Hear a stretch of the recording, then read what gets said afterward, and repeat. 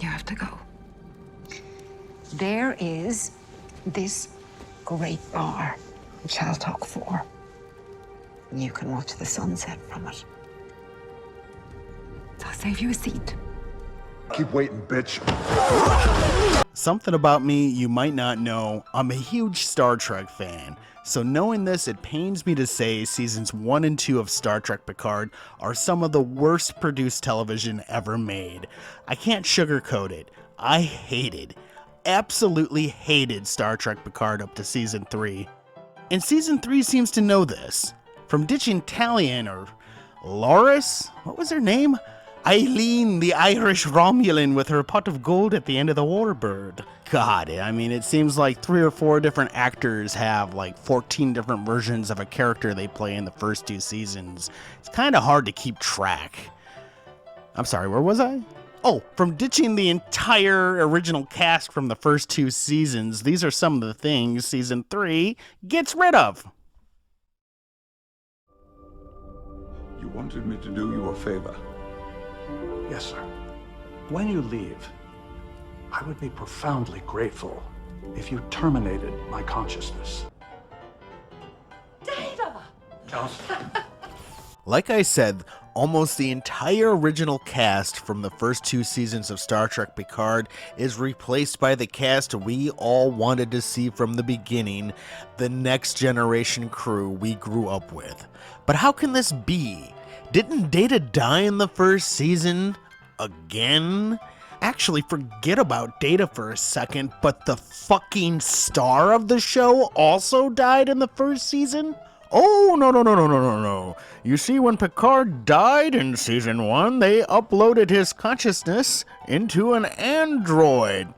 It's Picard Reborn. For me, this concept works with a computer like Data, but not a human, because the Picard that we all knew and loved technically never met his son, who was introduced in the 3rd season. Don't think about it too long, because it really dampens the mood for the entire 3rd season. But don't worry, the 3rd season doesn't think of it long either, only mentioned in a single line, then quickly swept under the rug. I heard he's positronic.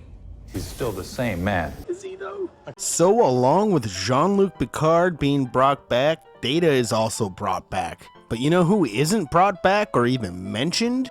Will and Diana's daughter from the first season. Deanna. Even during the Borg attack, they don't say they're worried about their daughter or anything. She's just completely ignored. Ignored like the happy, lonely Borg that just wanted some friends at the end of season 2. You long for what we all long for. Connection. They're Borg. They're all fucking connected. Think about it. A Borg collective that embraces the uniqueness of its members. You ask us to embrace weakness. I'm positing that what you've written off as weakness is actually strength. Cooperation. Imagine members who would fight harder for what they chose. Who would lose no battles because they made no enemies. Who would not be discarded and replaced. Attachments could grow and deepen. Queen Jurati and her Happy Borg are now the self-proclaimed The Guardian at the gates.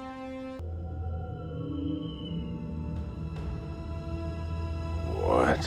Well, the Guardians at the gate are guarding nothing in the 3rd season because they're completely absent when the actual Borg attack. But if they went back in time and became the Borg we know today, wouldn't that just erase the evil queen from First Contact and Voyager, thus giving us no threat at all? God, what a headache. Who wrote this trash for season 2? Because that's one thing the fans have been itching for. Happy fucking Borg. Well, those happy Borg are also swept under the rug with one line from Shaw. 11,000 dead.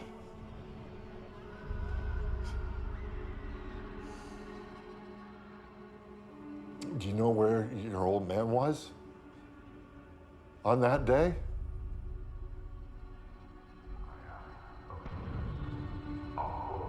He was on that Borg cube, setting the world on fire! Forget about all that weird shit of the Stargazer. The real Borg are still out there, and they have a name for you. Locutus of Borg. I am moving on. In your parlance, I am dying. Yes, I know. Alone. I am dying alone. I do not want that for you. Stop! He's already dead! He's already dead, Q. He was not alone either. He was surrounded by a bunch of characters we couldn't care less about. And now you're gonna die too, Q? Come on. Now, they wouldn't possibly retcon this immediately in the next season, would they? But look at you. I thought you were dead. Oh. Wow, Q's back immediately in season 3. So it's a good thing season 2 put all that time aside for that great story arc where Q's dying alone, so he wants to send Jean-Luc on one last quest to find love so he doesn't die alone, even though he's already dead.